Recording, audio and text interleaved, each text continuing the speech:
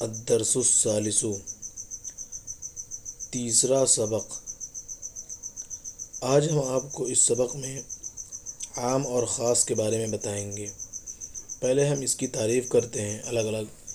عام اس لفظ کو کہتے ہیں جس کا وضع کردہ کوئی متعین نہ ہو، یعنی جس کے لیے اس کو وضع کیا گیا ہو وہ کوئی متعین شخص نہ ہو۔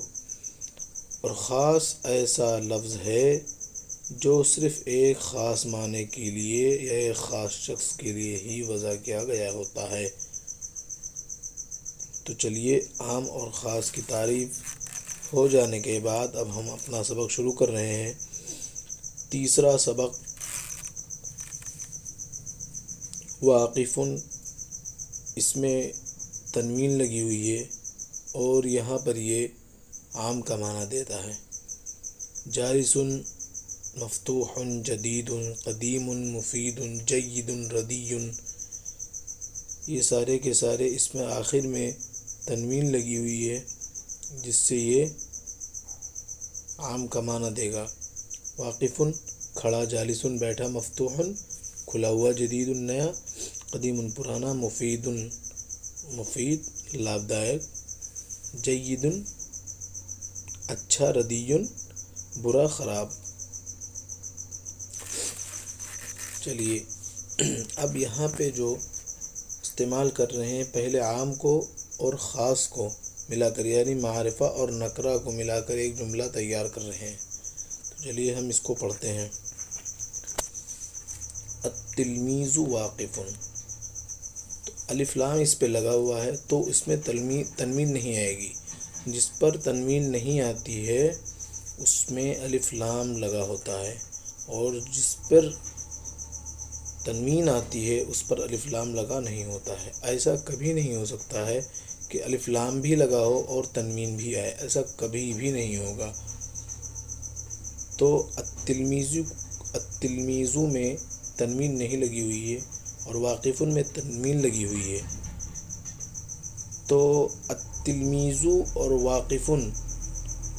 التلمیذ واقف میں سے التلمیذ جو ہے یہ یہاں پر خاص کا معنی دے رہا ہے کہ ایک طالب علم کھڑا ہے، کوئی ایک متعین طالب علم ہی ہے جو کھڑا ہے۔ کھڑا ہونے والا ہر کوئی نہیں ہو سکتا، ایک متعین طالب علم ہی ہو سکتا ہے، اس کو متعین کیا گیا ہے، اس کو مصنف علیہ الرحمٰن نے متعین کیا ہے۔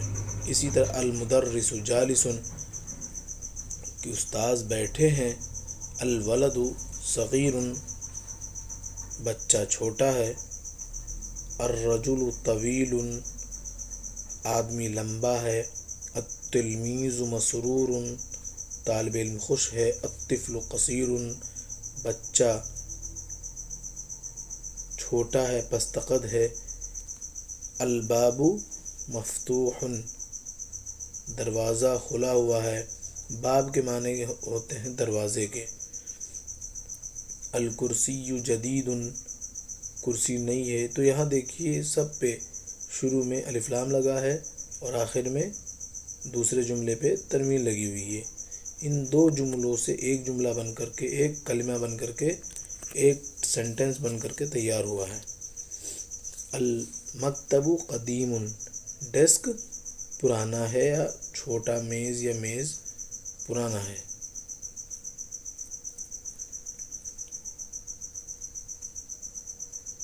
الکتاب مفید، کتاب مفید ہے، فائدہ مند ہے۔ القلم جید، پین نئی ہے۔ الورق ردی، ورق پیز پرانے ہو چکے ہیں۔ الورق ردی، پیز پرانا ہے۔ اب یہاں پر دکھا رہے ہیں کہ معرفہ اور نکلہ کیسے استعمال کیا جاتا ہے۔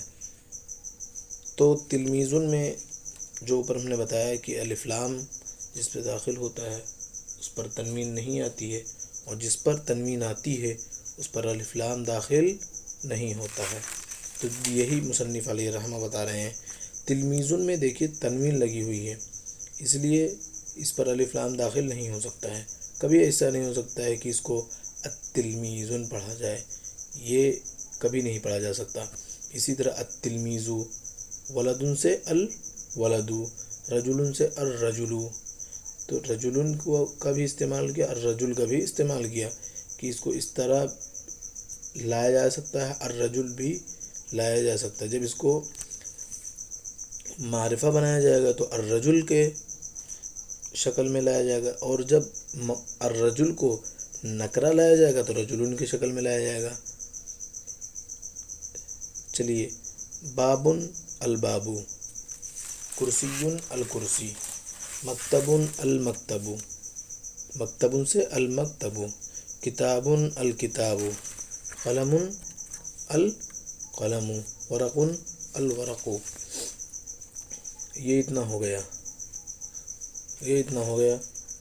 اب ہم آگے بڑھیں گے. تمرین، یہ جو اوپر پڑھایا گیا ہے اسی کا یہ اجرا کرا رہے ہیں تمرین سے.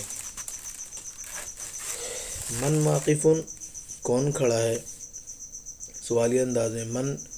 من مینس کون، ہو کون کھڑا ہے، التلمیذ واقف، کوئی طالب علم کھڑا ہوا ہے، کوئی ایسا طالب علم جو کہ کیا ہے، متعین ہے. من جالس، کون بیٹھا ہے، المدرس جالس، استاد بیٹھے ہیں. هل التلمیذ جالس، کیا طالب علم بیٹھا ہے، لا التلمیذ واقف، نہیں طالب علم تو کھڑا ہے. هل المدرس واقف، کیا مدرس کھڑا ہے، لا المدرس جالس، نہیں لا. ہم نے پچھلے سبق میں بتایا تھا کہ آپ یہاں پر بل پوشیدہ کر سکتے ہیں، باقی اس کا ترجمہ نہیں کریں گے. حل المدرس واقف، کیا تھا مدرس کھڑے ہیں، لا نہیں، بل المدرس جالس، بلکہ مدرس تو بیٹھے ہیں. اسی طرح کیف الکرسی،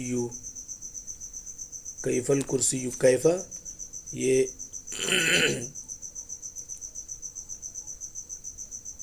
یہ بھی سوالیہ لفظ ہیں. کیف الکرسی، کیف الکرسی، کرسی کیسی ہے، الکرسی جدید، کرسی نئی ہے.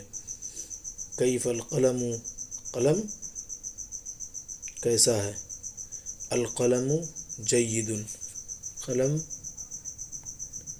اچھا ہے، عمدہ ہے. اب دیکھیے یہاں پر القلم، قلم، رجل، الرجل، ان سب کا استعمال کر رہے ہیں. کتاب الکتاب، تو اس میں یہی بتا رہے ہیں کہ آپ قلم کے آگے کوئی ایسا جملہ لائیں جو کیا ہو، جس پر الف لام داخل ہو، اور القلم کے آگے کوئی ایسا جملہ لائیں جس پر تنوین لگی ہوئی ہو. اسی طرح رجل کے آگے کوئی ایسا جملہ لائیں جو اس پر الف لام داخل ہو. اسی طرح نیچے تک کے ہیں. الرجل کتاب، الکتاب کتاب، کتاب کے آگے کوئی ایسا جملہ لائیں جو جس پر الف لام داخل